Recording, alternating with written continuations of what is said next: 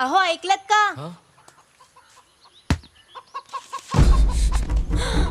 आई, सोमन, सोमन उठा, सोमन डोळे उघडा.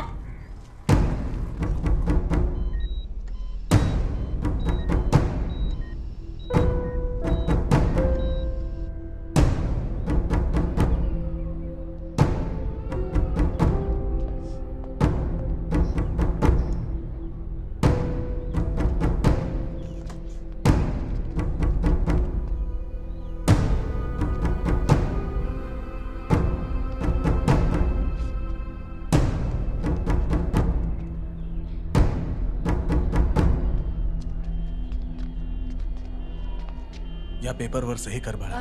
कशासाठी आहे? ते आपल्या सोमनला व्हेंटिलेटरवर शिफ्ट करते. नाही नाही, आज माझ्या नातीचा 10वा वाढदिवस आहे. अरे देवा.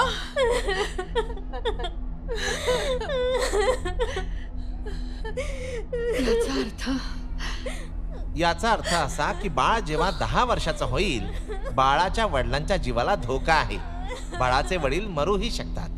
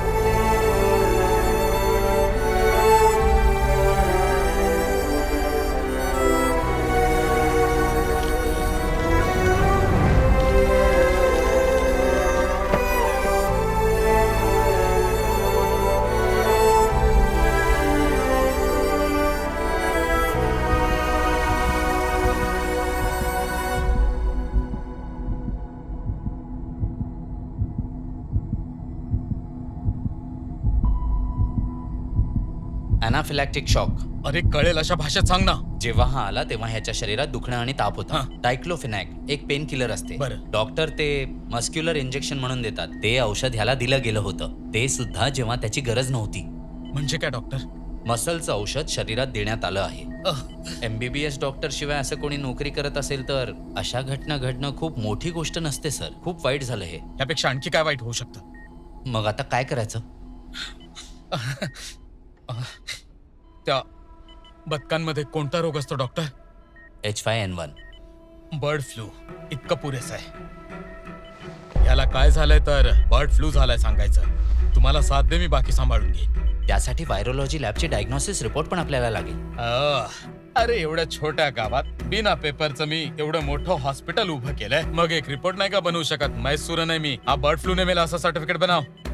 आणि हे बघ, ह्याचा मृत्यू बर्ड फ्लूने झालाय असं समजून ह्याच्या घरातले रडू लागतील आणि बाकीचे घाबरतील. तरच खेळात मजा येईल ना. कळलं ना? चल माझ्यासोबत.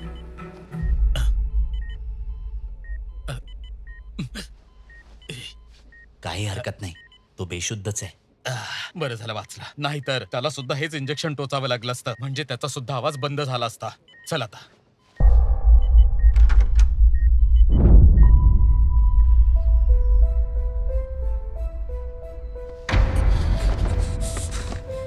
चंदूच्या मारेकऱ्यांना लवकर पकडण्यात यावं. मैसूरन आणि त्याच्या साथीदारांना पकडण्यात यावं. खोट्या डॉक्टरांविरुद्ध कडक कारवाई करण्यात यावी. चंदूच्या मारेकऱ्यांना लवकर पकडण्यात यावं. मैसूरन आणि त्याच्या साथीदारांना पकडण्यात यावं.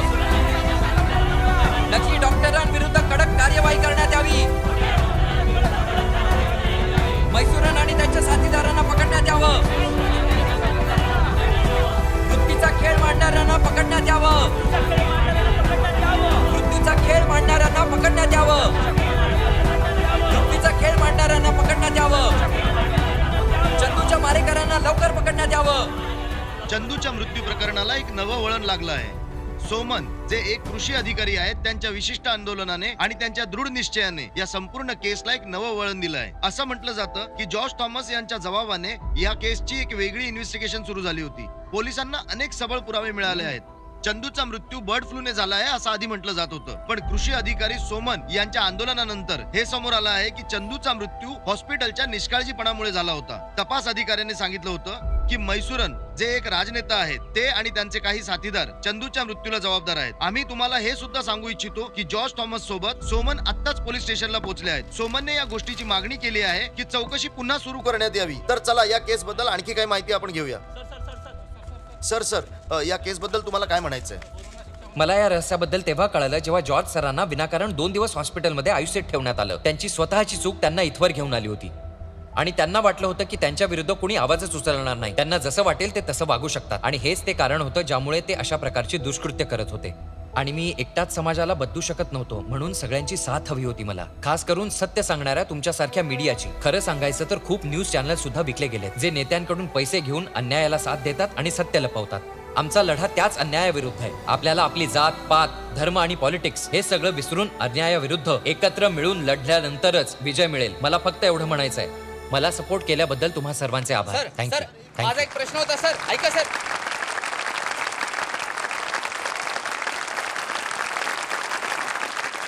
आपले आदरणीय शिक्षण मंत्री श्री जॉर्ज वर्गीस आणि स्टेजवर उपस्थित सर्व मान्यवर पाहुणे, उपस्थित पालक, शिक्षक आणि प्रिय विद्यार्थी,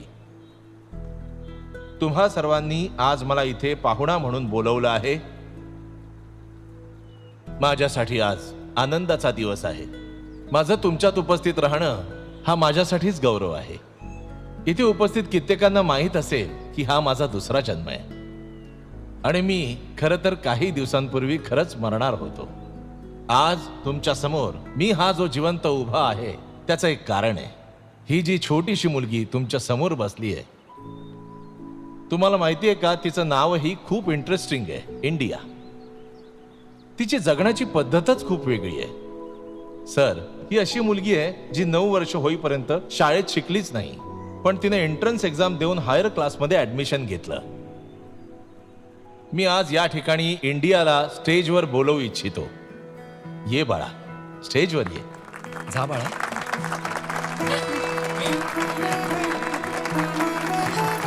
I am proud of you. माझा जीव वाचवल्याबद्दल आभारी आहे.